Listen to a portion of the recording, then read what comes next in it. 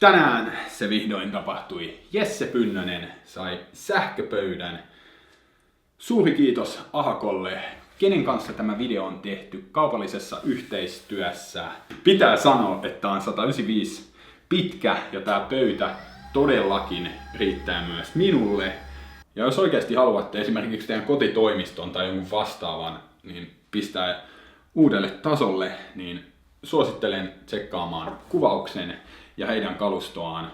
Toinen todella hieno juttu on se, että tätä juhlistaakseni rakensin itselleni 200 Burger Kingin nuggetista kakun, joka on ehkä vähän ehtinyt jäähtymään. Laitoin siihen 10 juustodippiä päälle. Kaloreita tästä tulee 10 000 ehkä, veikkaisin. Jos 200 nuggetista ja 10 juustodipistä ei tule 10 000 kilokaloria, niin aika ihme on. Mutta tarkat ravintoarvot löytyy täältä nurkasta. Nyt on kaikki. Jos teillä on ehdotuksia, että mistä mä tilaisin pienemmän sekuntikellon tai jonkun vastaavan tai mistä mä kävisin hakemassa, niin pistäkää ihmeessä kommenttia. 200 bacon nuggettia. Yes. Aika lähtee. 2. Aika lähtee. Nyt. Tänään on siis nugettihaaste, joka on varmaan yksi yleisimmistä ruokahaasteista, mutta yleisin muoto on tehdä 100 kappaleella nugetteja tämä haaste, joka on monelle hyvin vaikea, joten mä lähdin kokeilemaan totta kai 200, koska mä tiesin, että 100 tulee olemaan itselle ihan liian helppo ja ei tässä nyt mitään syytä ole ruveta hidastelemaan, tekemään helppoja haasteita. Mulla on sellainen tunne, että mä otin liian vähän dippiä. Tällä haasteella on painoa reilu 3,5 kiloa. Pelkkiä nugetteja on siis 3,5 kiloa ja siihen sitten dippien painot päälle. Mutta on myös yksi niistä haasteista, missä ei pysty katsoa pelkästään painoa, sillä kun syö samaa ruoka-ainetta, varsinkin kun se on noin tiivistä kuin mitä nugetit on, niin siinä tarvitsee suhteellisen paljon vettä ja ne vähän ehtii kuivumaan. Ja monella todella kovalla syöjällä on ollut haasteita jopa siinä 100 nugetin haasteessa.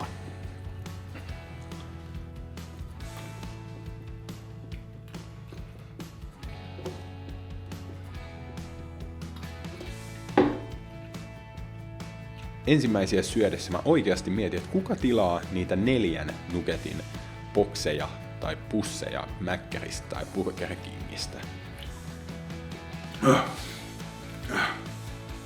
Kyllä tää pienenee, mutta mä voin syödä tätä täältä sivuilta enkä tästä päältä.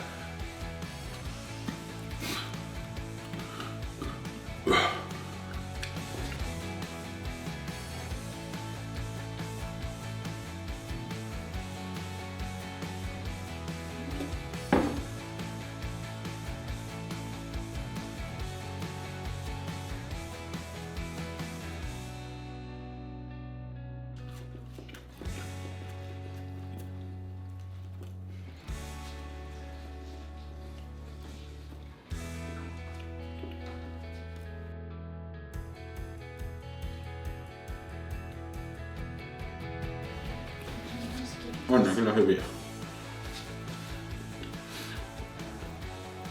Kiitos Burger King. Tai en mä tiedä onko nää hyviä vai tää dippi on hyvä. Et ihan sama melkein mitä dippais, niin maistuis hyvältä. Jesse, jatka jo syömistä, älä puhuhan. 100 nugettia siis päästiin suhteellisen helposti, jos mä oikein laskin tälleen jälkitarkastuksessa. Leikkaamattoman version löytää taas sieltä toiselta kanavalta, jos haluaa käydä joku tarkistamassa.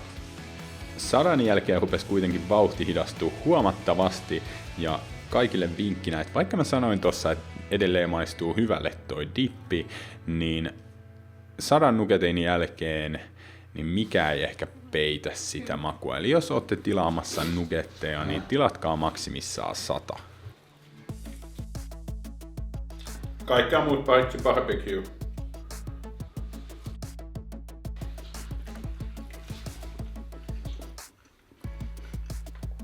Ei hitto mä noihin näyttää sen, että kelle ei ollut mitään sisällä. Koska nyt on taas, Jesse, sä syljit sinne pulloa, ei. Shakeri, herra jumala.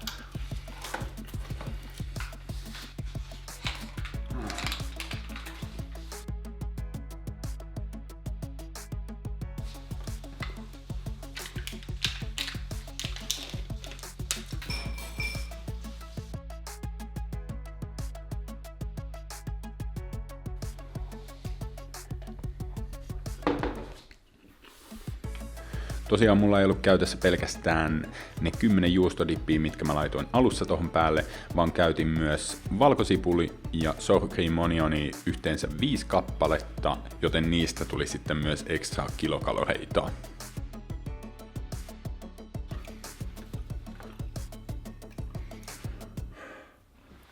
Juttelin Wayne Algenion kanssa ennen kun rupesin tekemään tätä haastetta ja se sanoi mulle, että minkä takia sä et vaan tehnyt 100 nuggettia, että ei sillä ole mitään väliä, että et sä 100 vai 200, että normi-ihmiselle se on niin tajuttoman iso luku, että ei ole mitään väliä, paljon sä syöt.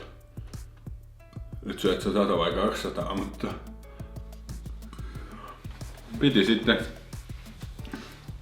tilata 200. En mä tiedä, onko siis tunnistatteko te 100 ja 200 eron?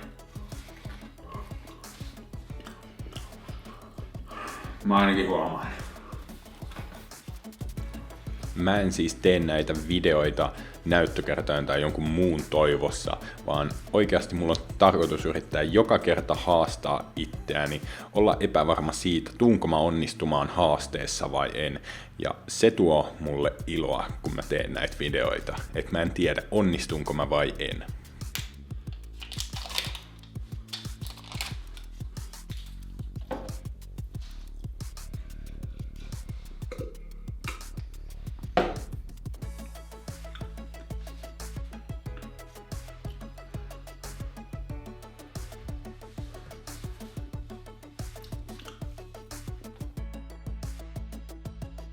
Mikäli teille tulee mieleen, että millä mä voisin vähän ehkä piristää tuota taustaa, tai teillä on mielessä joku sekuntikello, minkä mä saisin tonne seinälle laitettua, niin pistäkää ihmeessä kommenttiosioon. Nauttikaa lopusta videosta, kun lihava, hikoileva mies syö nuggetteja.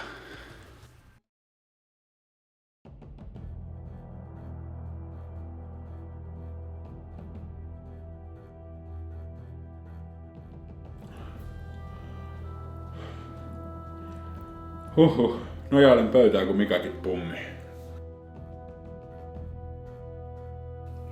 56 minuuttia mennyt.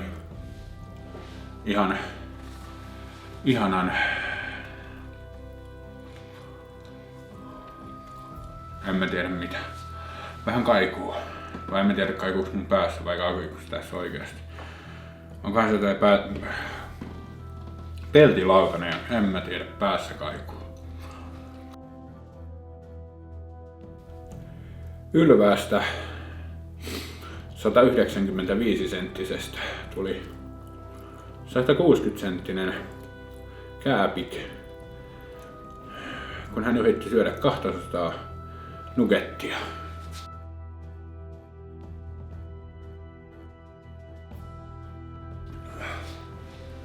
Ei herran jumala. Tänään Jessen feilanneiden haasteiden listaan tulee ikävä kyllä yksi lisää. Näin tuli suppoamaan edes 1,5 tunnissa nämä viimeiset. Todennäköisesti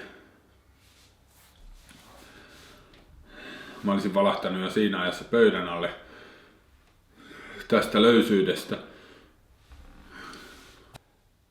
Ei.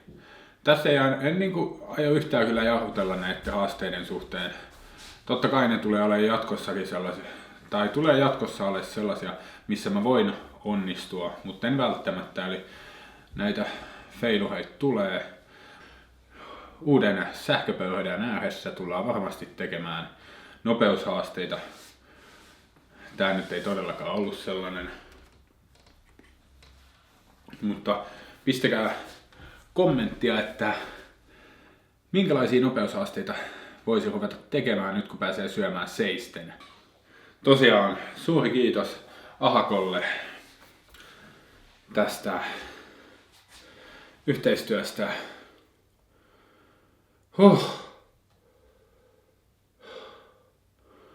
Eipä siinä. Kiitoksia jälleen kerran katsomisesta. Se on moro.